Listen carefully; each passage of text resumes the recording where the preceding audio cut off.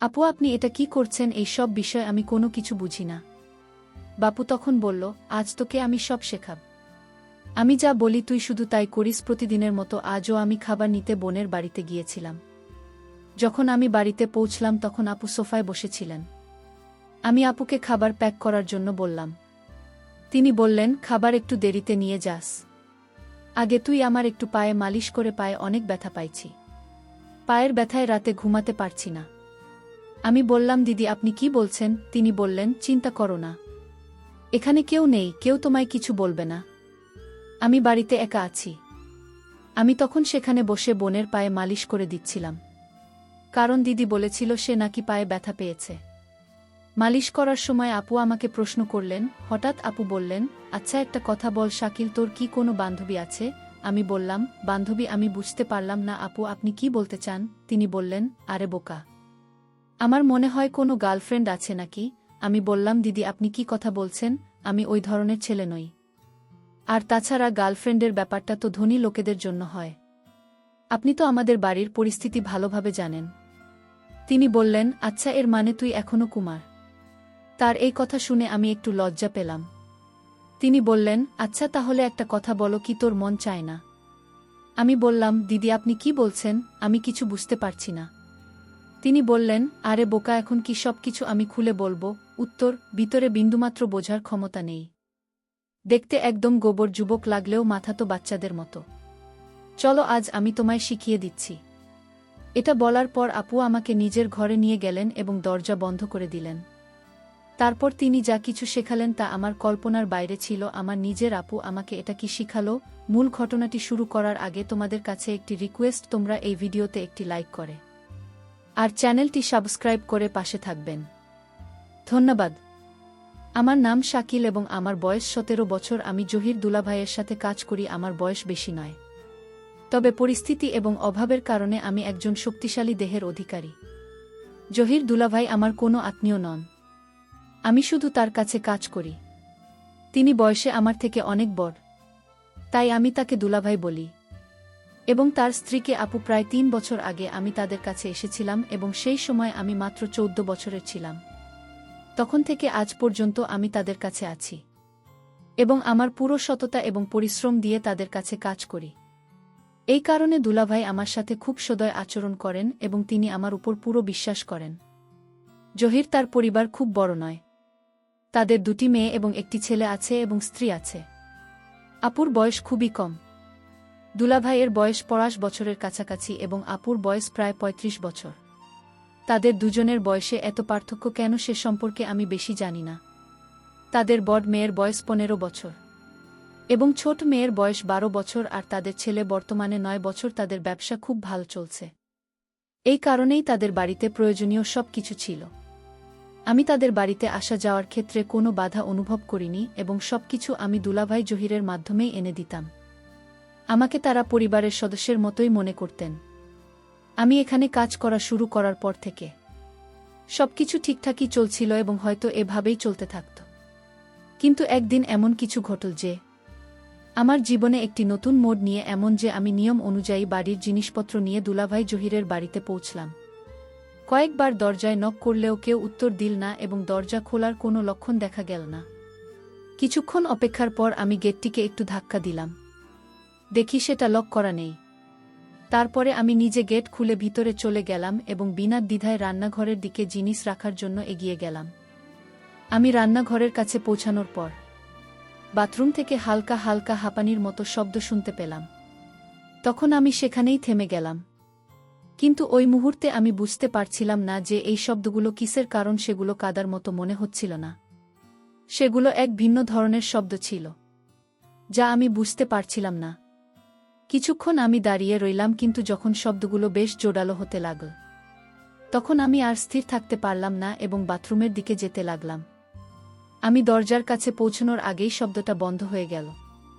তাই আমি আবার রান্নাঘরের দিকে ফিরে আসলাম এবং জিনিস রাখতে লাগলাম। যখন আমি জিনিস রেখে বাইরে বের হচ্ছিলাম তখন বাথরুমের দরজা খুলে আপুকে বের হতে দেখলাম।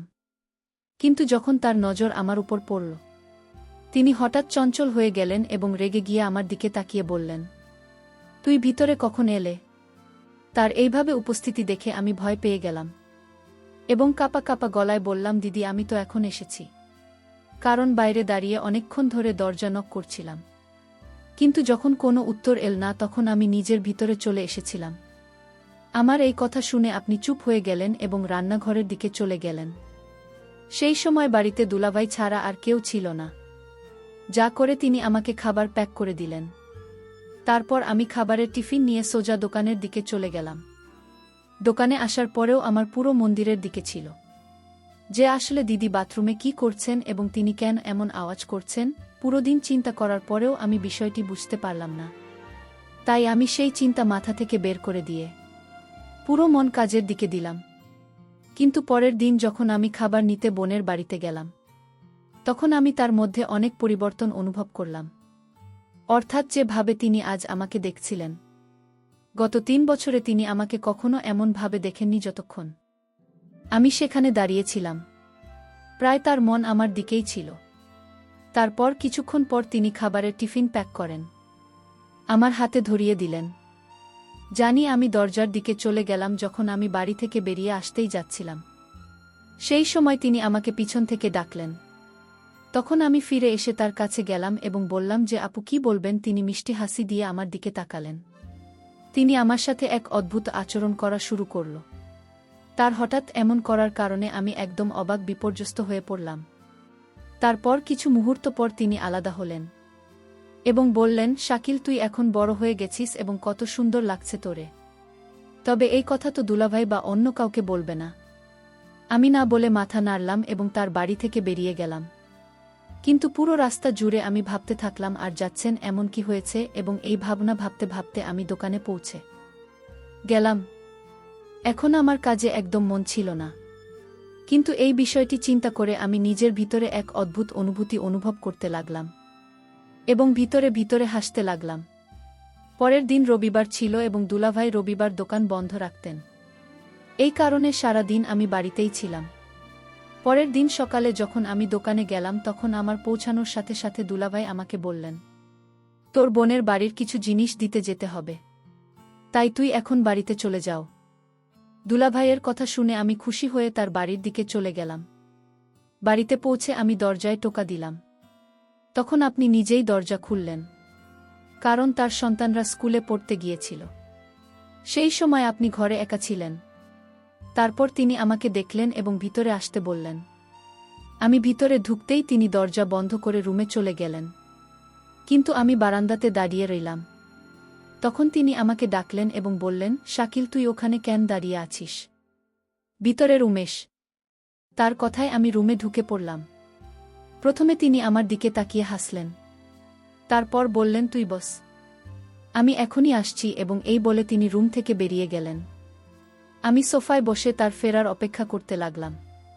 তারপর যখন তিনি ভিতরে এলেন তখন তার হাতে চায়ের 2টি কাপ ছিল। তিনি একটি কাপ আমার দিকে বাড়িয়ে দিলেন। আমি বললাম, দিদি এর কি প্রয়োজন ছিল? তিনি হাসি মুখে আমার দিকে তাকিয়ে বললেন, খাস সকালে চা খাওয়ার সময়, আর তোর তো এখন অনেক পরিশ্রমের কাজ করতে হবে। তার এই কথা শুনে আমি ভাবতে লাগলাম, আসলে এমন কোনো কাজ হতে পারে। তারপর আমরা দুজন চা পান করতে লাগলাম। চা পান করতে করতে আপু বললেন, সেদিন যে ঘটনা ঘটেছিল তুই কি সেটা কাউকে বলেছিস?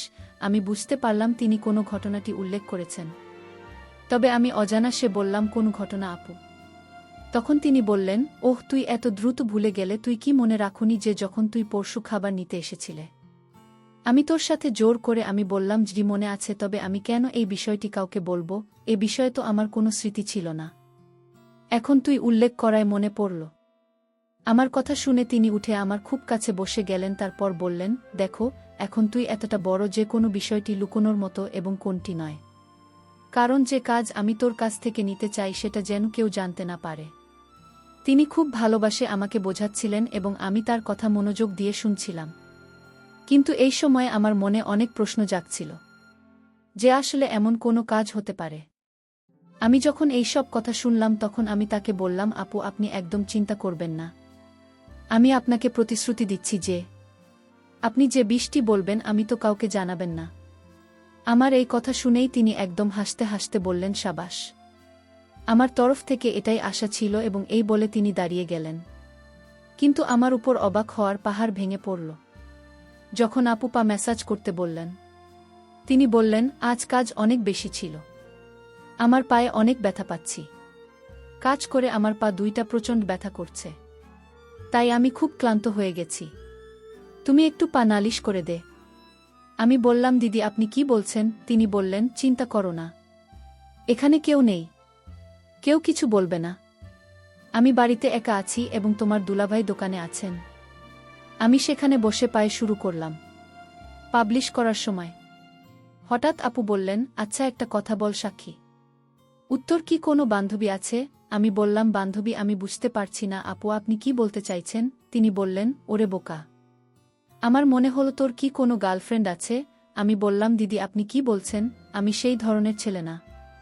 এবং আসলে গার্লফ্রেন্ড ব্যাপারটা তো ধনী লোকেদের জন্য।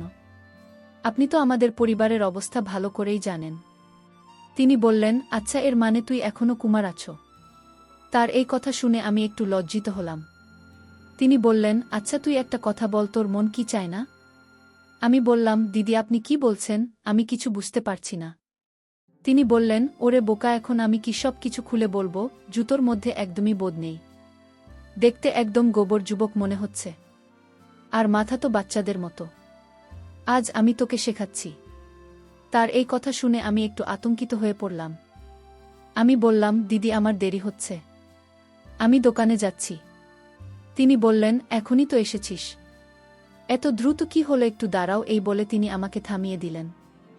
তারপর তিনি বললেন, তুই জানিস তোর দুলাভাই কতটা বুড়ো হয়ে গেছে? তার এবং আমার বয়সের কতটা পার্থক্য আছে? আমি যদি গরিব ঘরের জন্মাতাম না, তাহলে বুড়োর সঙ্গে আমার বিয়ে হতো না। এই বলে তিনি বললেন, আরও একটু পা ব্যথা করছে। কিন্তু আমি বুঝতে পারছিলাম দিদি এটা অভিনয় করছে, আসলে তার পায়ে কোনো ব্যথা নাই। আমি একটু ইতস্তত করতে লাগলাম। তিনি বললেন, লজ্জা পেও না, এরকম দৃশ্য আমি আগে কখনো দেখিনি, তাই আমি খুব নার্ভাস ছিলাম। তিনি মাঝে মাঝে কথা বলতে বলতে লাগলেন, তুই আমার দুঃখ কষ্ট কিছুই বুঝিস না। আমি তোর আপন বোন না হলেও তোকে তো আমার নিজের ভাইয়ের মতোই স্নেহ করি। তারপর বললেন, তোর দুলাভাই তো আমাকে করতে পারে না, দোকান থেকে এসে ঘুমিয়ে পড়েন। আমি কোথায় যাবে এখন তুই বল, আমি কি করব? আমি তার কথা শুনছিলাম, কিন্তু কিছুই বুঝতে পারছিলাম না। হঠাৎ সে আমাকে কাছে বসান, তারপর নানারকম কথা বলতে লাগল। কিছু কথা আমি বুঝতে পারছিলাম, আর কিছু কথা পারছিলাম। তার এই ধরনের কথাবার্তায় আমি ভেতরে খুব অস্বস্তি বোধ করতে লাগলাম। আমি নিজেকে নিয়ন্ত্রণ করতে পারছিলাম না। শেষে আমি কি করব? ধীরে ধীরে সে তার উদ্দেশ্য সফল হয়ে গেল এবং আমি কিছুই করতে পারলাম না।